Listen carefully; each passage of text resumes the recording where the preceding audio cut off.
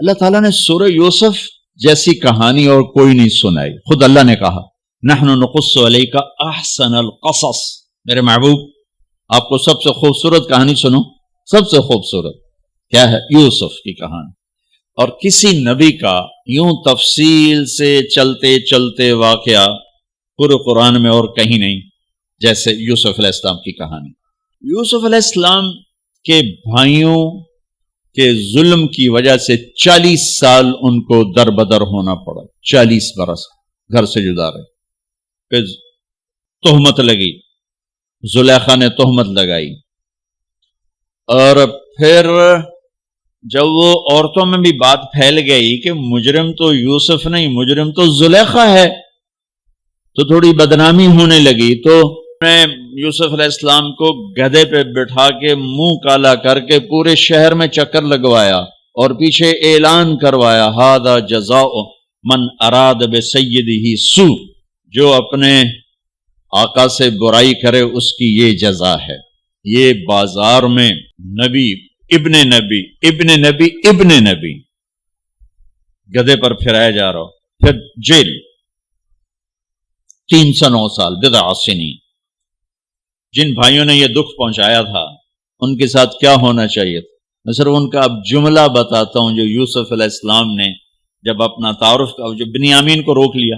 آپ پیچھے بھائیوں نے جا کر بتایا کہ بنیامین نے چوری کر لی تھی، اس کو وہ روک لیا ہے وزیر خزانہ نے. یعقوب علیہ السلام نے فرمایا کہ نہیں بیٹے میرا یہ خط لے جاؤ اور اس کو دے دو تو وہ امیدیں چھوڑ دے گا. تو وہ خط ایک بڑا دردناک، وہ بڑی تحریر تھی. لکھا تھا عزیز مصر کے نام، ہم انبیاء کی اولاد شروع سے ہی آزمائش کی بھٹی میں ہیں. میرے دادا کو آگ میں ڈالا گیا، میرے چاچا کو چھری کے نیچے سے نکال، باپ کا لفظ آتا ہے، میرے باپ کو، چاچے کو بھی باپ عربی میں کہتے ہیں، چھری کے نیچے سے نکالا گیا. میرے بچے کو مجھ سے چھینا گیا. آج 40 سال ہو گئے مجھے اس کی خبر نہیں. تیری بڑی مہربانی میرا بیٹا واپس کر دے، ہم چور نہیں. اچھا چونکہ یعقوب بھی نبی، یوسف بھی نبی، جب یوسف علیہ السلام اقتدار میں آ گئے تو اللہ کی طرف سے اجازت نہیں باپ کو بتانے کی، بھائی بتا دو میں ٹھیک ٹھاک ہوں. خاموش، صبر پک رہا ہے. جب یوسف علیہ السلام نے خط پڑھا تو بہت روئے اور اللہ کی بارگاہ میں دعا مانگ، یا اللہ اب مجھے ملاد، اپنے گھر والے ملاد کل بتا دو. پہلے روکا ہوا کہ اب بتا دو. تو یوسف علیہ السلام نقاب اوڑھتے تھے، اپنے حسن ایسا تھا، نقاب اوڑھتے تھے کوئی فتنے میں نہ پڑے. جب وہ دوسری دفعہ بھائی آئے، تیسری دفعہ، تو ایھا العزیز قد مسنا واہلنا الضر وجئنا ببضاعۃ مزجاۃ فاوف لنا الکیل وتصدق علینا ان اللہ یجزی المتصدقین. کیا عاجزی ان کلمات. جناب لائے تو کچھ نہیں ہے بھائی، یہ 2 پھوٹی کوڑیاں ہیں، ہمیں کچھ غلہ دے دو، بڑی بھوک اور فاقہ ہے. تو یوسف علیہ السلام نے ایسے نقاب ہٹایا. ایک دم انہوں نے یوں دیکھا، ابھی پہچانا نہیں. میں یہ جملہ بتانا چاہتا ہوں کہ اللہ سبحان انبیاء کے اخلاق کیا ہوتے ہیں. مجھے کیوں سنا رہے، آپ کیوں سنا رہے؟ ہم اس کو پیچھے چلنے کی کوشش تو کریں. کیوں بد اخلاق ہو کے مرنا چاہتے؟ کیوں لوگوں کے دل توڑ کے اپنی قبر میں جاتے ہیں؟ اسے ٹوٹنے دو، اسے اللہ اقبال کی قبر روشن کرے. تو بچا کے نہ رکھ اسے، تیرا آئینہ ہے وہ آئینہ، شکستہ ہو تو عزیز تر ہے نگاہ آئینہ ساز میں. اسے ٹوٹنے دو، اس کے ٹوٹنے پر اس کی قیمت بڑی لگے گی. اس سے وہ فریادیں نکلیں گی جو عرش کو ہلا دی. جو ساز سے نکلی ہے وہ دھن سب نے سنی ہے، جو تار پہ بیتی ہے وہ کس دل کو پتا ہے. اس سے وہ نغمے نکلیں گے کہ اللہ کے عرش کو ہلا دیں گے. اپنے آپ کو توڑ دو، دوسرے کو مت ٹوٹنے دو. اپنے آپ کو توڑ دو، اپنے آپ کو توڑ دو کہ کائنات کا اٹل قانون ہے، ٹوٹ کے چیز بنتی ہے. یہ کتنی دفعہ یہ توڑا گیا، پھر اسے جوڑا گیا، پھر یہ روڈ بنا ہے. یہ کپڑا کتنی دفعہ کٹا، پٹا اور پھر جا کر زیب تن ہوا ہے. هل علمتم ما فعلتم بيوسف واخيه اذ انتم جاهلون. یہاں جو انہوں نے کیا تھا اس کے مطابق جملہ ہے قد علمتم ما ظلمتم بيوسف واخيه اذ انتم عامدون. اب میں دونوں کا فرق بتاتا ہوں. یوسف علیہ السلام کو کہنا چاہیے تھا آئیو نا ذلیل ہوتے میرے اگوں لگ گیا نا پتا تو انو تم نے جو میرے ساتھ ظلم و ستم جو تم نے میرے اوپر ڈھائے جان بوجھ کے تم نے مجھے گھر سے بے گھر کیا آج اس کا مزہ چکھ رہے ہو کہ نہیں چکھ رہے ہو. یہ کہنا تھا قد علمتم تمہیں سارا پتا تھا تم نے مجھے گھر سے نکالا کنویں میں ڈالا بازار میں بکا تہمتیں اپنے دامن میں سمیٹ کے جیل میں گیا. یہ کہنا تھا. واہ واہ یوسف علیہ السلام پہ قربان جاؤں. هل علمتم ما فعلتم بیوسف واخیہ اذ انتم جاہلون. مجرم کی طرف سے صفائیاں پیش کر رہے ہیں مدعی. آپ بے خبری میں حل وہاں بولا جاتا ہے کہ مجھے پتا ہے کہ جو بات میں عثمان کو کہنے لگا ہوں اس سے معلوم نہیں. اردو میں ہم کہتے ہیں عثمان تمہیں پتا چلا ابو بکر تمہیں پتا چلا. یہ ہے ہمارا محاورہ. تو عربی میں حل میرے بھائیو آپ کو پتا نہیں چلا تھا بے خبری میں ما فعلتم. فعلا عربی زبان کا سب سے کمزور لفظ ہے. تھوڑا بہت یوسف کے ساتھ اور بھائی کے ساتھ کچھ معاملہ ہو گیا تھا اور وہ بھی تمہاری ویسے نادانی میں ہو گیا. کوئی جان بوجھ کے نہیں ہو ایزان تم جاہلون نادانی میں ہو گیا ہے کسی میں ظرف.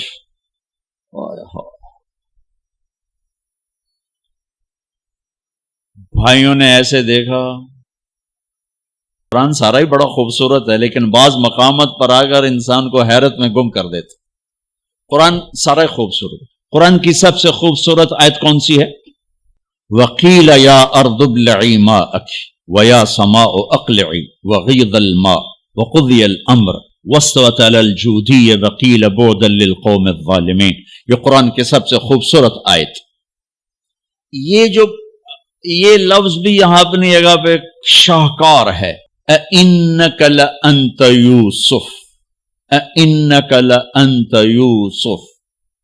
حیرت خوف شک یقین ڈرے ہوئے سہمے ہوئے آس لگائے ہوئے خطرے میں گھرے ہوئے تھوڑا تھوڑا پہچانتے ہوئے تھوڑا تھوڑا انکار کرتے ہوئے بے شمار کیفیات کو قرآن نے دو لفظوں میں اِنَّكَ. شیر حیرت میں ہے انگلیاں اٹھ رہی ہیں. اِنَّكَ لَأَنْتَ يُوسُف. پہلے شک پھر یقین پہلے سوال پھر جواب پہلے خوف پھر امن پہلے ڈر پھر اطمینان. اِنَّكَ لَأَنْتَ يُوسُف. کہیں تو ہمارے خیال میں نہیں یقیناً آپ یوسف ہو. یوسف تو نہیں آپ یوسف ہو.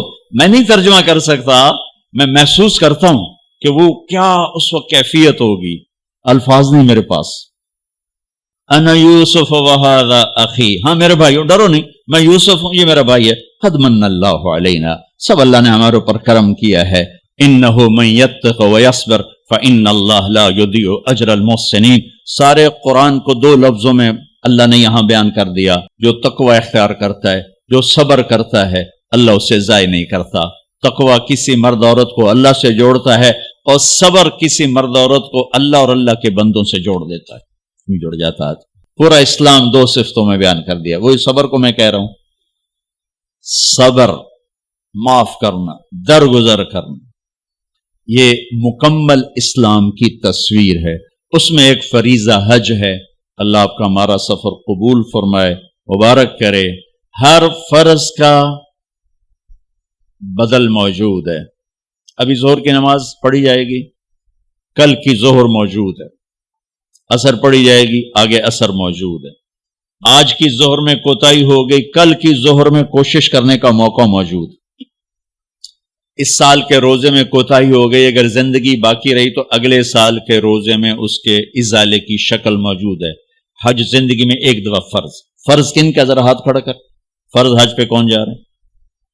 ماشاءاللہ کافی سارے لوگ جا رہے ہیں۔ فرض حج زندگی میں ایک دفعہ ہے، اس کے بعد فرض کوئی نہیں، نوافل ہے۔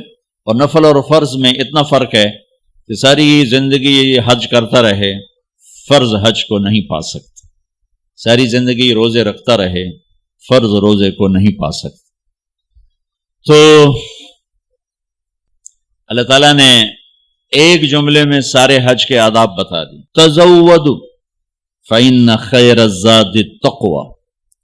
تزودوا، بھائی کوئی سامان سمون ٹھیک کر لو، لے کے جاؤ۔ تزودوا ایک لفظ، مادی جسمانی ضروریات کے لیے ایک لفظ۔ بھائی پاسپورٹ دیکھ لو، ٹکٹ دیکھ لو، اور اپنا پیسے دیکھ لو، سامان دیکھ لو، اور آگے عثمان تمہارے لیے ہے بھائی، تو ایس ہوٹل ہے جا، تو عید جا، تو عید جا، اے کھا لو، اے پی لو، اے کھا لو، اے پی لو، ٹھیک ہے؟ اس کے لیے ایک لفظ تزودوا، تزودوا۔ اور تمہارا تو حج بھی مہنگا ہے، لہذا تسی ذرا چوکھے ہی احتیاط کرو گے، پیسے بھی بوڑ آؤ تو ٹائم بھی برباد کر کے آ جاؤ، وہ نوے ہر شے گئی۔ تو میرا اللہ مادی ساز و سامان وہ بھی لے کے جانا ہوتا ہے، اس کے لیے کہتا ہے تزودوا، ایک لفظ، ایک لفظ۔ ابے لے لو سامان سمون لے لو۔ پھر آگے جو اصل حج کا سامان ہے اس کے لیے پورا جملہ بولتا ہے، پورا جملہ کا ایک سامان میں تمہیں اپنی طرف سے بتاتا ہوں۔ کیا لینا ہے کچھ نہیں بتایا۔ پہلے تو آٹا بھی جاتا تھا، ہماری تائی مرحومہ وہ 67-68 میں حج پر گئیں، قافلہ کٹھا، سارے ذمہ دار کٹھے، سارے خاندان کٹھے، بوریاں آٹے دیاں، بوریاں چاولوں دیاں، پیپے گھیو دے، بری جہاز پہ جانا، پورا ٹرک دا سامان ساڈی تائی دے نال ہوئے، ایک چاچا آئی، ایک تائی آئی، 2-4 بندے ساڈے خاندان دے آن، پورے ٹرک دا سامان نال جاندہ پہ۔ اس کے لیے ایک لفظ ہے تزودوا، لیکن اللہ نے کچھ نہیں بتا کیا لے کے جانا کیا نہیں لے کے جانا، کہ تم آپ سمجھے کہ ایک سامان میں تمہیں بتا رہا ہوں وہ تمہارے ذہن میں نہیں، لہذا وہ غور سے سنو۔ تزودوا، ابے کو لے لو سامان، پھر آگے کہا جو میں بتانے لگا ہوں اگر وہ ساتھ نہ ہو تو سارا حج زیرو ہو جائے گا، اگر وہ ساتھ ہے تو سارا حج پورا ہو جائے گا۔ وہ کیا ہے؟ فَإِنَّ خَيْرَ الزَّادِ التَّقْوَىٰ۔ اتنا لمبا جملہ بتایا کہ سب سے بہترین حج کا سامان ہے تقویٰ، تقویٰ، یہ ساتھ لے کے جانا، تو ہمارا حج مزدار ہو جائے گا، بہترین ہو جائے گا، باقی اونچ نیچ ہو جائے گی لیکن بہترین ہو جائے گا۔ ایک سال بارش آ گئی، 8 لاکھ حلبے روڑ گئے تھے، 2 لاکھ حلبے روڑ گئے تھے، 15 لاکھ حلبے روڑ گئے، بیٹھے رہو بھائی، تو اللہ جب چاہے نظام توڑ دے، جب چاہے سارا نظام ختم کر دے، لیکن تقوی کو نہ بارش لے جا سکتی، نہ بجلی، نہ بھاپ، نہ گرمی، نہ سردی، نہ خیمہ، نہ ہوٹل۔ کا ہر مرد عورت کراچی سے چلنے سے پہلے حج کے سفر کے لیے تقوی کا سامان اکٹھا کرے، آنکھ میں حیا کا سرما لگائے، آنکھ بے حیا نہ ہو، کانوں میں ڈاٹ لگائے، کسی کی غیبت نہیں سننی، کسی کی برائی نہیں سننی، منہ پہ ٹیپ لگائے، گالی نہیں دینی، غیبت نہیں کرنی، لڑنا نہیں، جھگڑنا نہیں، بدتمیزی نہیں کرنی۔ چھوٹی چھوٹی باتوں پہ لڑ رہا تھا، میں نے کمرہ نہیں دیتا، میں نے ایتھے نہیں دیتا، میں نے ایتھے نہیں دیتا، روٹی ٹھڈی آ گئی، سالن ٹھڈا آ گیا، وہ اس پہ لڑ رہے ہوتے ہیں، وہ بھول جاتے ہیں ہم تو اللہ رسول کے مہمان ہیں، اور اللہ رسول کی مہمانی میں جو تکلیف آتی وہ تو جنت کا سامان بن رہا ہے۔ آپ کو ایک بات بتاؤں، جتنا بھی یہ تمہیں سکھ پہنچائے گا نا تو اللہ دھکا ضرور لاؤنا ہے، تو جہاں دھکا آیا نا وہاں بیٹھ کے دعا کرنا، اینو گالی نہ کڑے جی، اسے دعا کرے جی، کتھے ابو بکر سدو، کتھے عثمان سدو، نہیں کہ یا اللہ تیری طرف سے حال آیا ہے، یا اللہ یہ تیرے سامنے ہماری یہ عرضی، یہ درخواست، یہ درخواست، یہ درخواست، میرے رب کی قسم وہ دعا کی قبولیت کا وقت ہوتا۔ 92 کا حج میں نے کیا تھا، جدے والے بڑا وی آئی پی حج کراتے تھے اس وقت، لیکن ہماری بس جو پھنسی رش میں، تو 32 گھنٹے بس میں گزار کے ہم بس پہ چڑھے اور بس سے ہی واپس میں نہ پہنچے. نہ ہمیں عرفات کا میدان ملا، نہ ہمیں خیمہ ملا، نہ کچھ کھانے کو ملا، نہ کچھ پینے کو ملا. جون کے مہینے کا حج تھا، جون کے مہینے. 2 عورتیں اس میں بے ہوش ہوئیں پیاس کی شدت کی وجہ سے. تو اللہ نہ کرے کہ ایسا ہو. میں یہ بتا رہا ہوں کہ جب اللہ سے آسانی، ابھی سے 2 نفل پڑھو، یا اللہ آسانی کرنا، یا اللہ آسانی کرنا، یا اللہ آسانی کرنا. وہ ہمارے جلائے ہمارے پنجابن کو پاولی کہتے ہیں، بڑے کمزور سی قوم اور بڑے بھولی بھالی قوم. تو وہ ایوب جلایا تھا، پاولی سمجھتے کہ مجھے اپنی زبان کا مزہ زیادہ آئے گا. اس کو ہو گیا بخار ہو گیا لمبا. ایوب علیہ السلام پہ 18 سال بیماری رہی، ٹھیک ہے.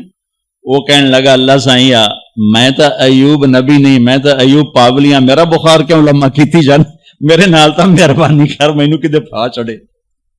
تو تم سب کہنا یا اللہ ہم تو ایوب جو لاہے ہیں، ایوب نبی نہیں ہے، آسانیاں کر یا اللہ، آسانیاں کر یا اللہ. برگر بھی کھواتے حج بھی کرا، آئس کریم بھی کھواتے حج بھی کرا. یہ اللہ سے مانگنا، مشقت کبھی نہ مانگنا، کبھی نہ مانگنا، کبھی نہ مانگنا. میرے والد صاحب رحمت اللہ علیہ ڈیرے میں بیٹھے ہوئے تھے، لہر میں آ گئے. اللہ سائیں آپ بخار دے میں آ توڑے گناہ تا معاف ہونا.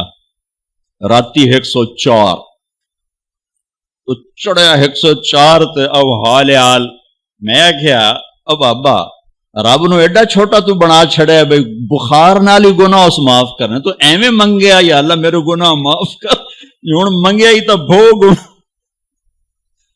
اللہ سے مشقت نہ مانگنا، یا اللہ آسانیاں کر، یا اللہ آسانیاں کر. لیکن اگر آ جائے ہاتھ اٹھا لیں، وہی عرفات ہوگا، وہی مزدلفہ ہوگا، وہی مینا ہوگا. چاہے مکے میں آئے، چاہے مکے اور مدینے کے سفر میں آئے، چاہے ایئرپورٹ پر آئے، جدے میں آئے، جہاں بھی آئے، ناگواری مشقت، ہاتھ اٹھا سیدھی جائیں گی دعائیں اللہ کے عرش، چونکہ آپ اللہ کے مہمان بن چکے.